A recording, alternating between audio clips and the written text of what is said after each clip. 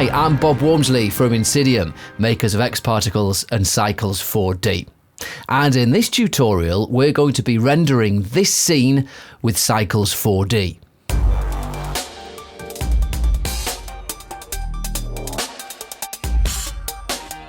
So we'll be building a custom material in Cycles 4D and using our xParticles data to help mix our various shaders.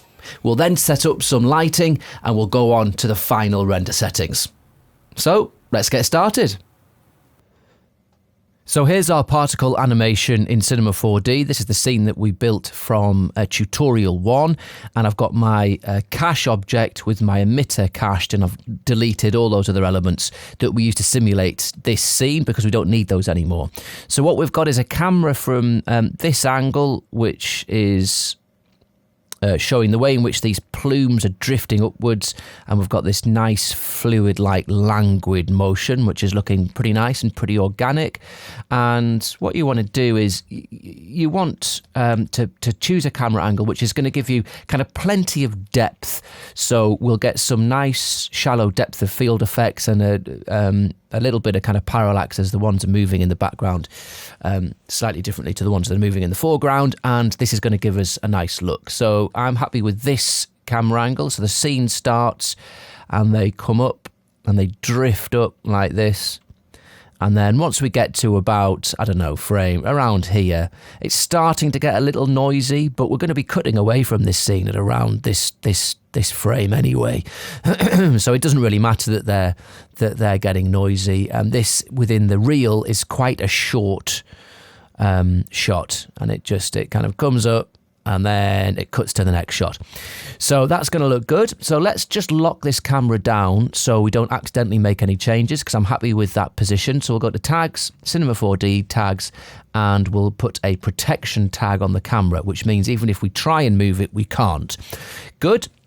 And obviously we're going to be rendering with Cycles 4D. So what I need to do is put a Cycles 4D camera tag onto this regular Cinema 4D camera. So let's go to tags, Cycles 4D tags, and we'll put a Cycles camera on it. Right, so what I'm going to do now is we need to start building this scene, and what I'll do is I'm going to change my layout to my Cycles 4D layout, which has the viewport in a very small little window down here. We still need that viewport. I've got my material manager in this section.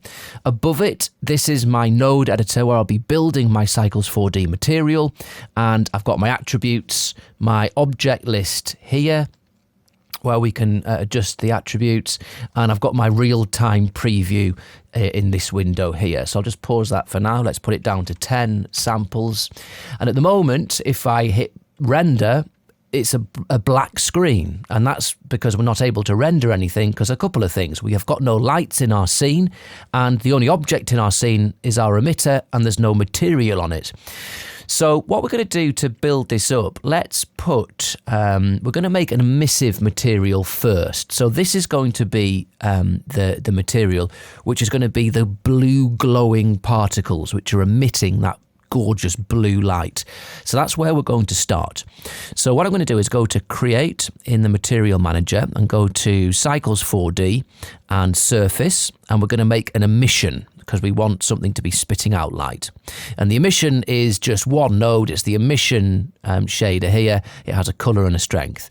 So let's put that emission on our emitter. Now this is going to take a couple of seconds because what it's doing now, it is trying to render all of those particles, and there's probably around, I don't know, 500,000 particles there.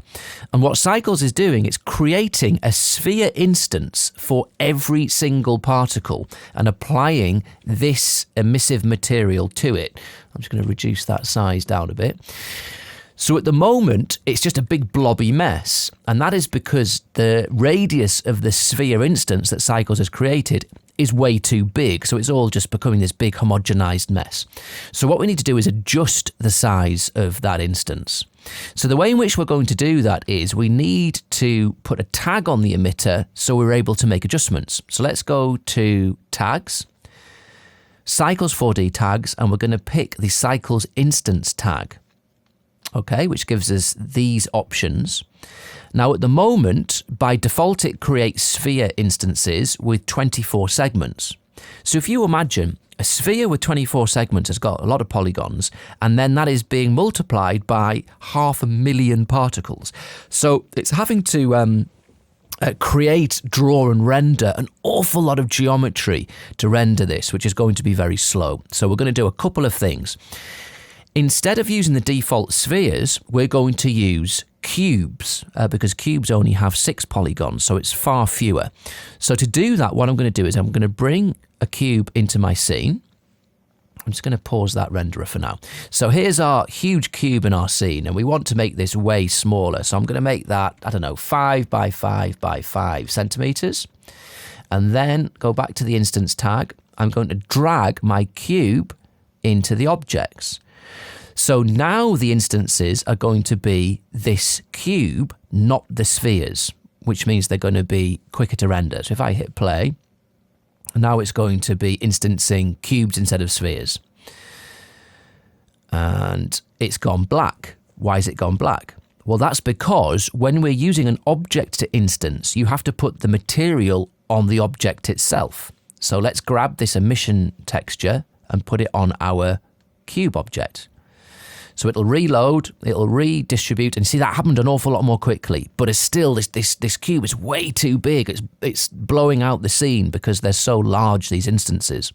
So let's go to our instance tag, and we can adjust the size here. So let's put this down to, I don't know, let's just try 1%. Let's see what 1% looks like.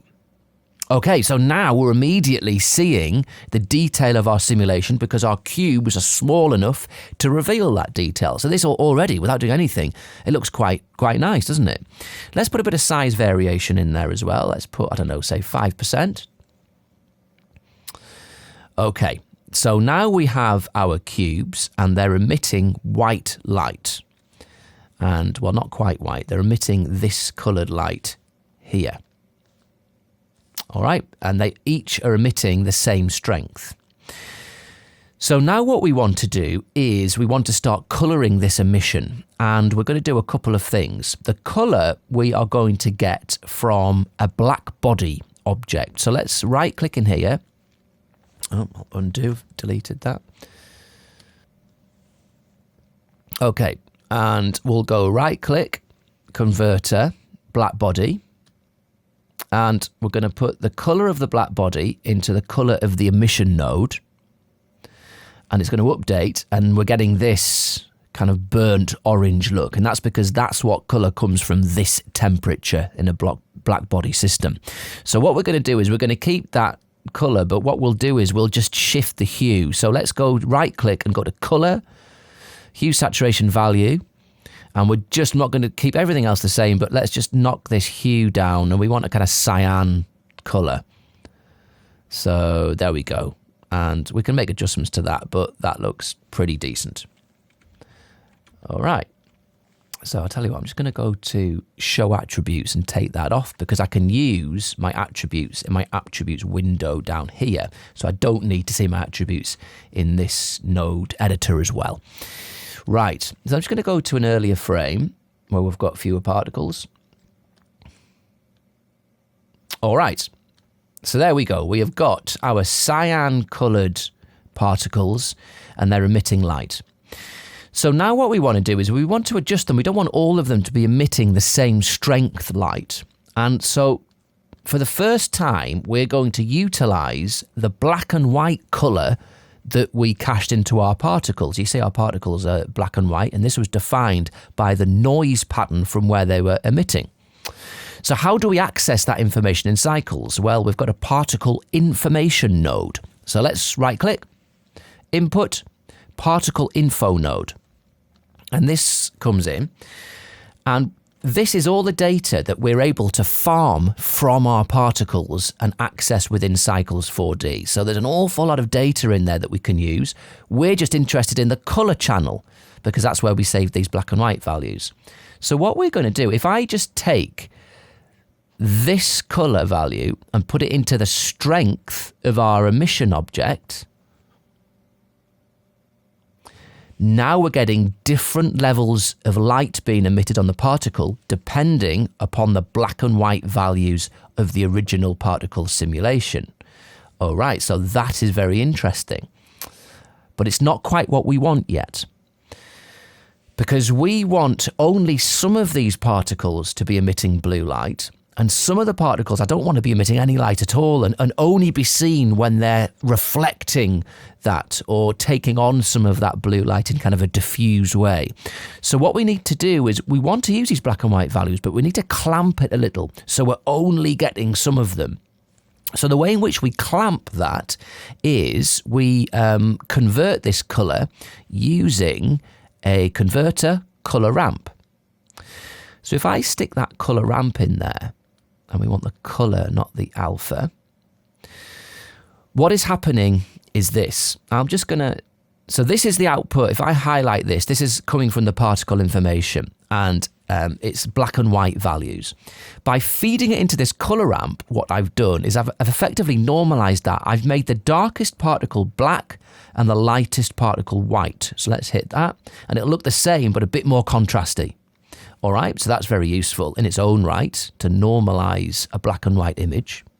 But what I'm able to do by adjusting this gradient, I can move the white point, which is going to make them emissive, and I can move the black point. So let's say only this section of the gradient is now going to be emissive. And you see we've cut out some of the particles. We no longer have as many. Let's just increase the size of that a little bit so we can see a bit more. So this is what was being displayed, and now by clamping that, now we're only allowing a certain amount of those to be white, which means that only that amount are now emitting this material. And we can mess around with this clamp value and get different levels of blue particle, depending on what we want. So if you wanted slightly fewer blue particles, then you'd want to just squeeze these knots in and clamp it more, and then you're taking away even more. I think that something like that is going to work. We want a fair amount, so that's okay for now, and obviously we can adjust this. So we can leave our emissive part of this material there. Let's just right click and hide unused sockets. Hide unused sockets and tidy this up. So this is our emissive section. Excellent, right. So I'm just going to hold Alt and cut that so we no longer have any texture rendering from here. We'll be using this a little bit later on, but let's just leave it up there for now. Right, so the next part of our node system, we need to build the second part. And the second part is the rest of the particles need to be a reflective material, which are going to reflect some glints out of our scene lights, which are going to give us a good look. So let's start by doing that. So because this part of the texture isn't going to be emitting any light, we're not going to see anything in the viewport unless we put some lights in the scene. So first of all, let's put a general bit of lighting in by doing a cycles environment, which is the same as a kind of a Cinema 4D sky object. So we'll go to cycles environment, and here is our environment object in the material in the object manager, and it has this background texture, and by default it's a kind of an off-white color with a strength of 1. And now you can see that we can see our particles. The particles are showing up as black because there's nothing in the material in the surface, so they're just showing up as black objects for now. So the background, instead of it just being this one matte color, we are going to use a kind of a bit like a physical sky. It's the Cycles 4D equivalent of a physical sky. So to do that, we need to pipe the physical sky color into the color input of the background. So let's right click and we'll go to texture, sky texture, which gives us this. And if we pipe that into the color, you'll see that we get this sky with a bit of a ground plane, blue sky, and a bit of sun haze. And that's gonna work. And just before I move on, I've noticed, can you see this black cube here? which looks a bit odd. What is it? Well, that black cube is our cube object, which we're using to instance in the instance tag. And we don't obviously want to see that in our scene.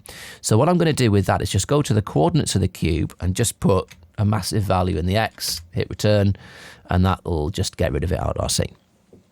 Good. All right. So we don't need to see this background object. We just want it to show up within the reflections of our glossy materials. So to hide that, if we go click on the environment object, and in the attributes, we have got this ray visibility, which is a bit like a Cinema 4D compositing tag. And if I just say not visible to the camera, it won't render, but it'll be seen in all of these channels of whatever material that we build. So that's going to work. Right, so let's go back to my material. So at the moment, nothing's rendering because we don't have anything plugged in to the surface.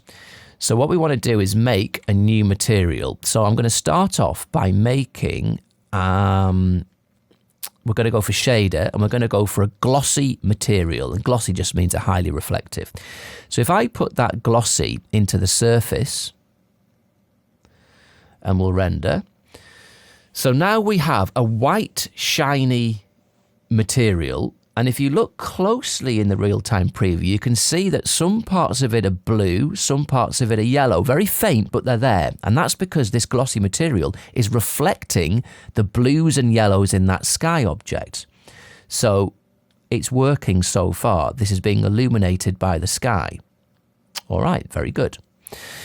So this first glossy material is going to be, we want it to be a gold colour. And this is going to be used to create some really nice glints from the scene lighting, which we'll put into the scene in the next stage. So what we want to do is we want the colour of this to be a kind of a gold, a burnt orange gold colour, maybe slightly more yellow than that. Something along those lines. Okay, so that looks okay. That's the kind of look that we're after. Maybe, again, slightly more yellow. We can make adjustments should we need to. So that's going to be one of the glossy materials. The next glossy material, we're going to put a gradient in. So what I'll do is let's bring in another shader glossy. And I'm just going to pipe this into the surface for now. So this is a new glossy material. And this one, I want to have a gradient applied to it. So this is what I'm going to do. I'm going to bring in a converter color ramp. And the color ramp, I want it to be based off of our particle black and white values. So exactly the same as we did here. So if I hit this color one to show what the color ramp's doing, we've got the black and white values. But now instead of it being from black to white, what I want to do is map a colored gradient onto those particles. So what I'll do in this node settings, I can go to the node settings, and under the color ramp, I can go to presets. So these are the Cinema 4D presets that you get for gradients, and we could make our own, or we could just use one of these. I quite like this flame colored one. It's not quite right, but I'm going to bring that one in, and now we'll see that this gradient is being mapped to the black and white values of the particles, and we're getting this look in the viewport, which is looking quite interesting. So I'm just going to change it slightly. I don't want this white, and I don't want these very light values, so I'm going to take these away. And even that one. And this one I'm going to make more of a kind of burnt orange colour. Okay, so that's looking interesting. And this one, I'm going to put a real garish colour in there. Right.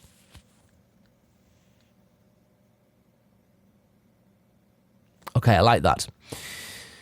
So then what I'm going to do is let's feed the colour of this gradient into the colour of our new glossy material.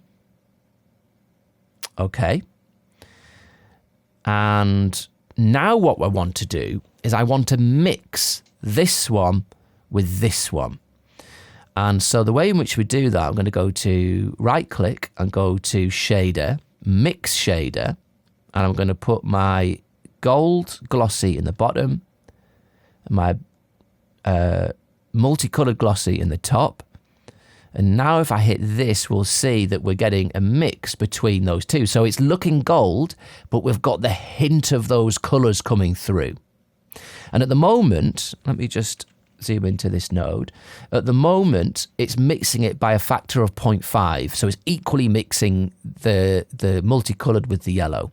Instead of that, what I'm going to do is, again, I'm going to go back to my black and white particle color values, and I'm going to mix it by those. So the whiter particles are going to be more yellow, and the darker particles are going to be more of the multicolored look. So let's pipe that in, and now we'll get a different look. So that's interesting. We've got more yellow highlights, and then we've got these more multicolored ones where it is darker. Okay. So at the moment, the only thing that is making this material show up is our environment object with that background material, which is giving this overall. It doesn't really look reflective. It looks diffuse, and that's because we've got this 360-degree, quite flat light hitting it. So what we want to do now is add some glints and some hot spots to this, where the cubes are kind of rotating and glinting off light. And to do that, we need to put a scene light into the scene. So how we'll do that, I'm just going to go back to my regular layout and come out of the camera. So what we need is, we need a light object, and we need probably quite a small but strong light object, and we want it to be in front of the particles, kind of pointing light in this direction, so we're getting glints off the particles as they tangentially rotate. So what we'll do is we'll just do this with a simple plane. So here's a Cinema 4D plane. We're going to hit T and scale it way down, probably a bit more, maybe something like that. Hit E for the move tool, move it back, and we kind of want it probably slightly above, maybe move it a bit on the X. And then let's hit rotate, R for the rotate, and let's rotate it round so it's kind of facing our particles. So something like that, that's going to be our light, and we might need to adjust that, but let's have a look. So at the moment, this plane isn't going to do anything because it has no material. We need to give it a new emission texture, so it's emitting its own light. So we'll go to Create, Cycles 4D, Surface, Emission, and we'll put that emission onto the plane. Let's go back to my Cycles layout. And the emission, let's just make it white for now. And I don't know about the strength. I'll hit Render. And we should start seeing some glints. Go to my camera view. So let's put up the strength of this light. And now we're getting these hot spots. And what these are, they are glints coming from our reflective material, from these reflections, and they're bouncing off the cubes when the cubes are facing in the right direction at the right angle to be affected by that light. That's looking pretty nice. So we've got two different forms of what look like lights here. We've got our emission texture,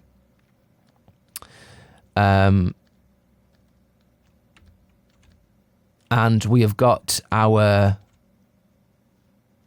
glints and light. And then if we mix those together, that is how we're going to get our final material. So let's go and mix these together. So we've got this mix shader, and we want to mix in our emission, which is our blue particles.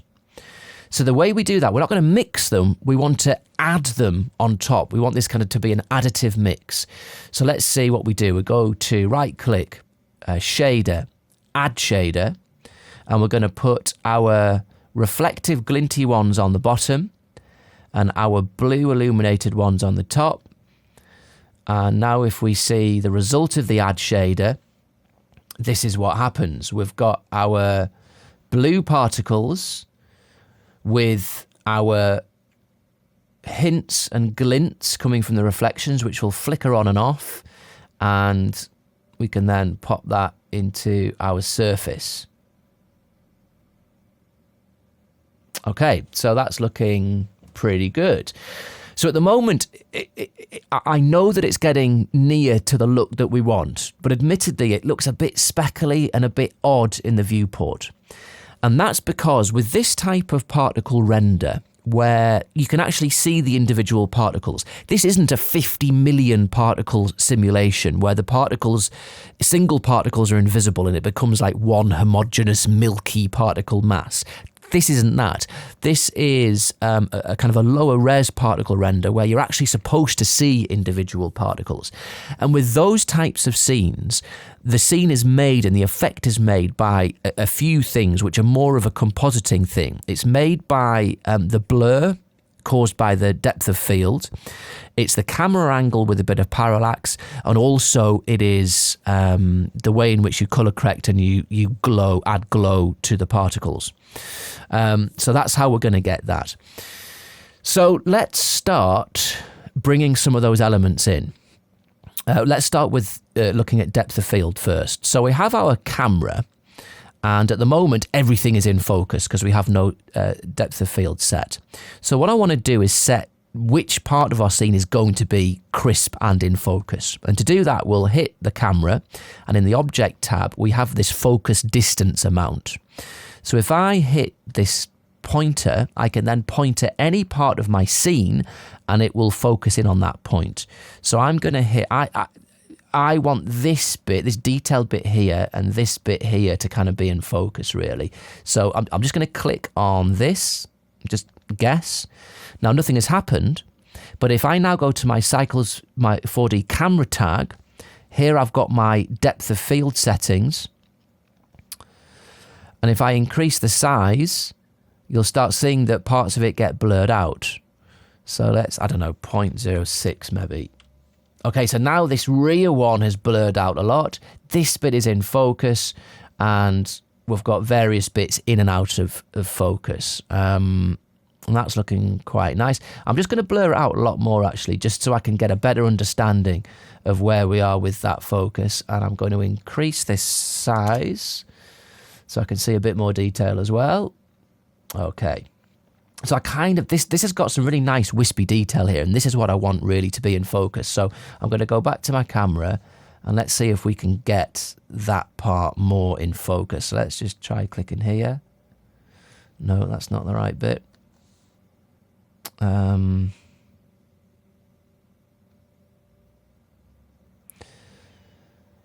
that's a little bit too close. I'm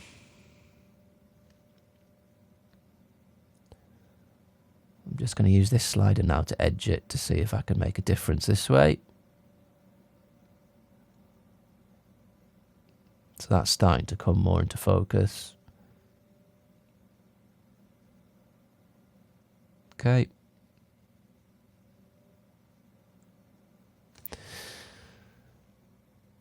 All right, that's looking pretty nice. So let's just bring that down so we can see the whole scene.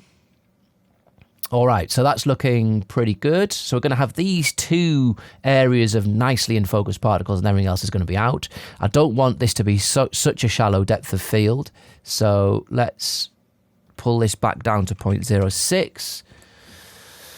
And what I'm going to do is add some blades. Now, this is the blades of the shutter. So this will give you different types of blurred out kind of bokeh effects. I always like to have at least 6. So the blurred out bits are going to be hexagonal rather than disc. But obviously, that's personal preference. All right. So that's looking pretty good. Now, one thing I'll draw your attention to is this. These particles are being illuminated only by the blue particles which are emitting light, and then we have the gold and the multicolored particles are glinting these strong glints from our scene light, and the rest of these areas, which are much more subtle, these are just reflecting that background sky. Now, arguably, we need this to have more contrast. I don't really want these more purpley less light particles to be as prominent. And so if I wanted to make an adjustment to that, I could just reduce the strength of the background material, which is on the sky, by just reducing the strength to, say, 0.5. And it's going to add much more contrast to the scene. You see that's taken that out. If I go down to 0.2, even more contrast, and it becomes even more subtle. But actually, I'm quite happy to have less contrast in this scene and to actually render out more detail. I can add more contrast in the compositing stage with color correction if I need to. And by rendering it like this, I've got loads of information in there should I need it. So I'd much rather render it out in a more kind of flat, uncontrasted way and then add that contrast later. So that's looking pretty good. I'm happy with this. So now we're ready to do maybe a couple of test renders before we actually put this out and render the entire scene. So what we'll do is let's stop that real-time preview and let's go to our render settings. So if you haven't already got this set up, you want to go to Cycles 4D as your renderer. Then in your Cycles 4D settings, first of all, I'm using CUDA to render this because I've got two pretty fast CUDA cards, so that's going to be quicker for me. I'm going to leave my tiles on the default settings. Then I'm going to go down to my samples. Now, if you're just loading this up, your samples will be on 4 samples by default, which isn't enough. So we're going to need, I think 30 samples is going to be enough here. But we might need more. Let's just try 30 to start with. So that's going to be our samples. I'm not using denoising on this scene, so I want to leave this seed on 0, and that means that any noise that is in the scene will be kind of animated noise from frame to frame, which will give it a realistic film look.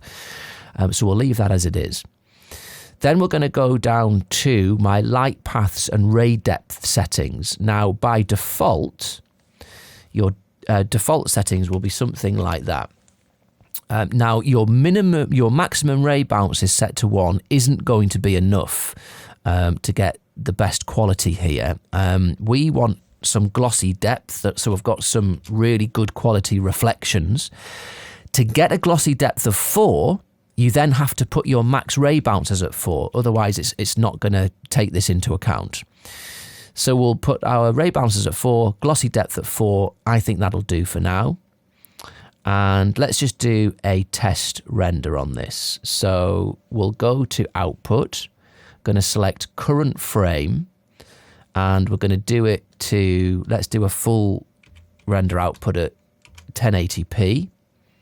All right. And in the Save tab, I'm going to make sure you select OpenEXR, which is a 32-bit formatted file type, which means that this 32-bit color image it'll look exactly the same when you render because it'll have the same color and light values. So that's what we want to do. And we're rendering current frame. All right, so let's give this a go. So we will render to picture viewer. And I'll just increase the size of this a bit. Let's see how long this is going to take to render.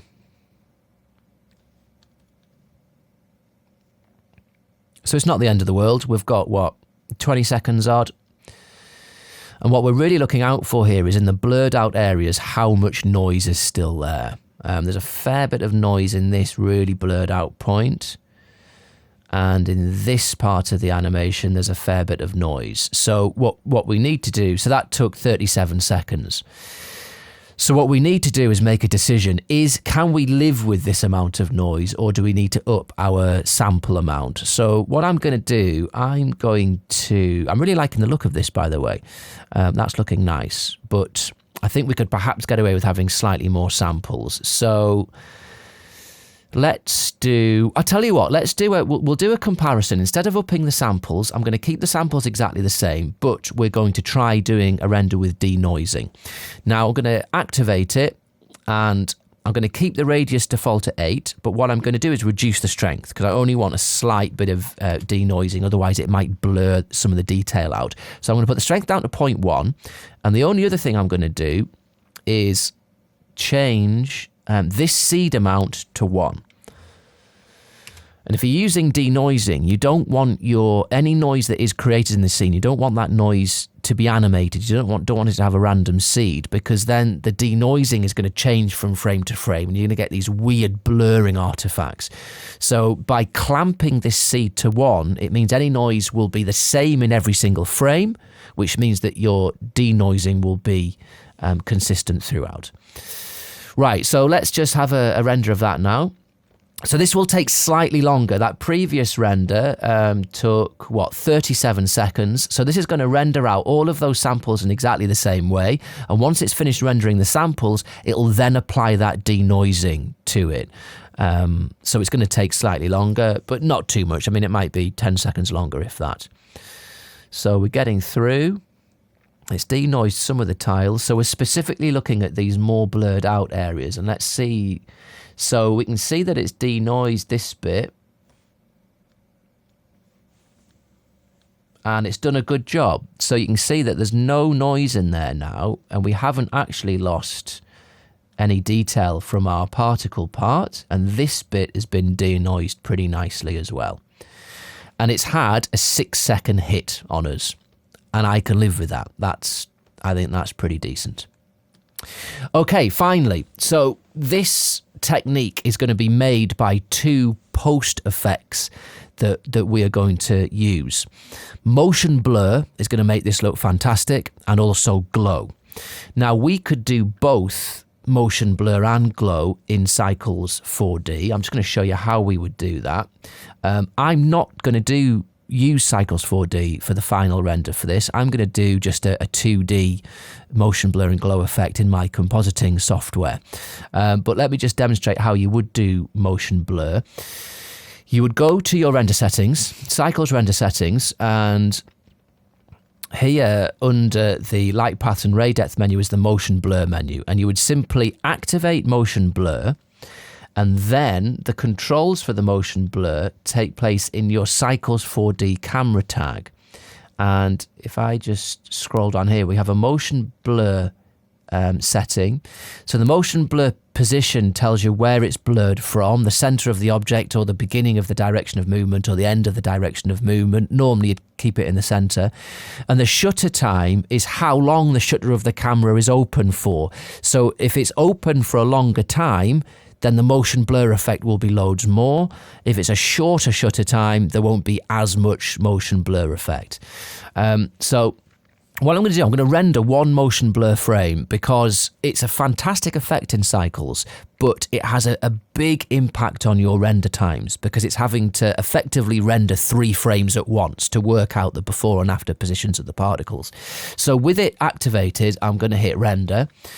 So previously, without motion blur, we had a decent render with good quality at 1080p of 43 seconds. Now we're rendering the same image with motion blur, and my guess is that this one, it might take twice as long to render. So let's just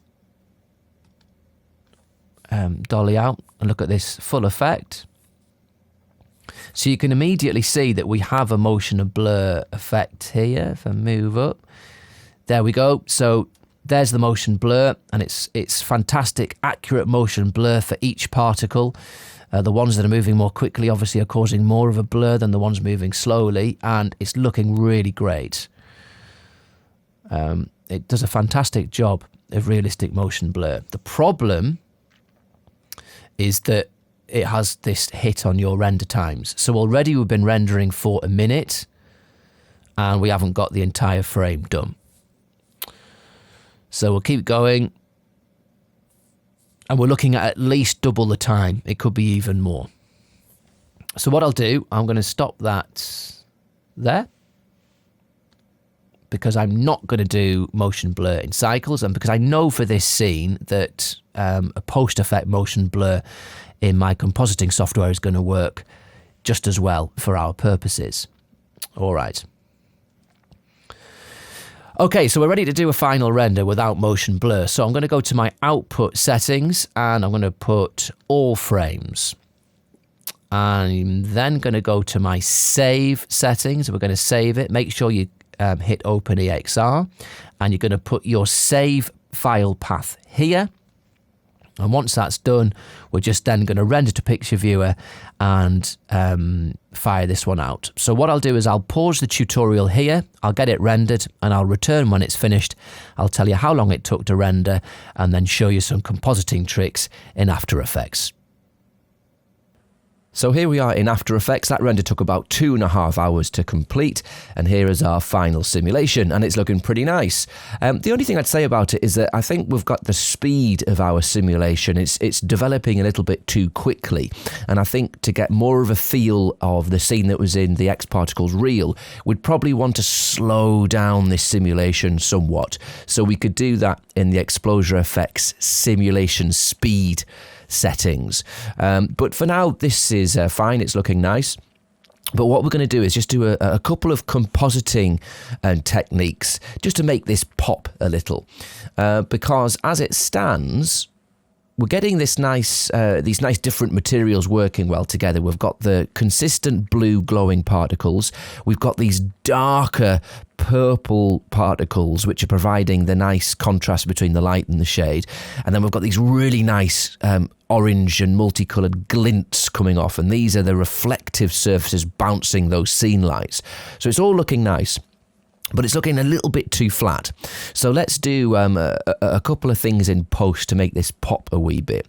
So the first thing I'm going to do is just to add a little bit more contrast. So we'll do that very easily by going to Layer, Effect, Color Correction, and Curves. And we're just going to put the most basic of contrast curves in here. So crush the blacks, raise the highs, and that just adds a little bit of contrast. So if I off and on that, that's what we started with. So it just, and immediately by adding more contrast, it feels like these illuminated and reflective areas are brighter. So that's the first little bit, a slight contrast curve. And now we possibly don't need it, but let's just try adding a very subtle glow effect onto this to see if we can make these brighter areas pop even more. Now, I don't want to overdo this because we'll lose detail, but let's just see if we can put a little bit of glow in there to make it look a bit nicer. So we'll go to Effect, Stylize, and Glow. Now that's too much at the moment, but you can see with that glow, it's really making that look illuminated, but we're losing some detail here in these highlighted sections. So this is way too much. So I'm just going to increase the intensity so we can see exactly how this glow is affecting the scene. So we have this glow threshold, and this is at what brightness the scene has to be before the glow is introduced. So if I put that at 0%, the glow is just applied everywhere. And if I raise this, the glow is only affecting areas that have certain light values. So now if we put this really near the top, it's only the really light sections which are being affected by the glow. Okay, and let's put this glow down now to the default of 1, and we'll on and off it. So this is it on, that's it off. So it's just making those bright bits pop out a little bit more and making it feel more luminous. And I think we could just pop it back up again so we can see. So what the glow radius dictates how much it is spread. So if you want it to be a really wide overall glow, you want a wider glow radius. And if you want it to be a more kind of a pinpoint glow, you want to bring this glow radius down. So I'm going to put the glow radius down to about 2, which is really tight. And now if I on off it, you can see it's just making it pop a little bit without losing too much detail. And then I'm going to bring down the intensity. We don't need that much. So now we have this really subtle glow on and off, on and off. And I think that is enough to make this just pop a little bit more. And that's looking nice. Okay, so that's looking good. So the final thing I want to do is add a little bit of motion blur. Some of these particles in this sim are actually moving quite quickly as they're developing, and at the moment there's no motion blur at all. They are perfectly pinpoint crisp, those that are in focus.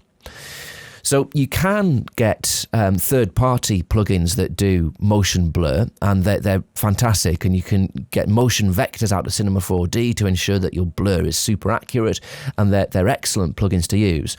But if you just want kind of basic motion blur, there is a new inbuilt one in After Effects which came in the last few releases. And in certain situations, it works really, really well. And we're going to try that one today. So what we do is we go to Effect, Time, and actually before we do that, let's pre-compose this layer with our effects on. That's a stage that you need to do first. So if you right-click on here, and we're going to go to Pre-compose, we're going to move all attributes into the new composition, and hit OK. And this is now its own composition now. And this composition is where we're going to apply the motion blur. So we'll go to Effect, Time, and we're going to pick Pixel Motion Blur. And what I'm going to do is I'm going to ramp up these settings so you can see what this motion blur is doing. So the shutter angle is going to dictate how much motion blur you have. So let's just put this up to say 1000. Okay, so now in the areas where the particles are moving, we're getting this motion blur. But you can see how we're getting these stepping artifacts because there's not enough information to stretch up this blur this far. So to close down those stretching artifacts, we need more samples. At the moment, there are only 5 samples between the two positions. If we boost this up to, say, 30, it's going to take way longer to render, but it'll smooth out those blurred transitions. So if you're ramping up your shutter angle, you're going to need to have many more shutter samples. However, we don't need that many because I only want a slightest little bit of motion blur on this. I want it to be a very subtle effect because I don't want to lose the detail. So the shutter angle, I'm going to put down just to say, I don't know, 200. And I think that is just going to be enough so the faster moving particles are going to have a little bit of blur as they're moving and no more. So I'm just going to go a little bit more, maybe 250. Okay.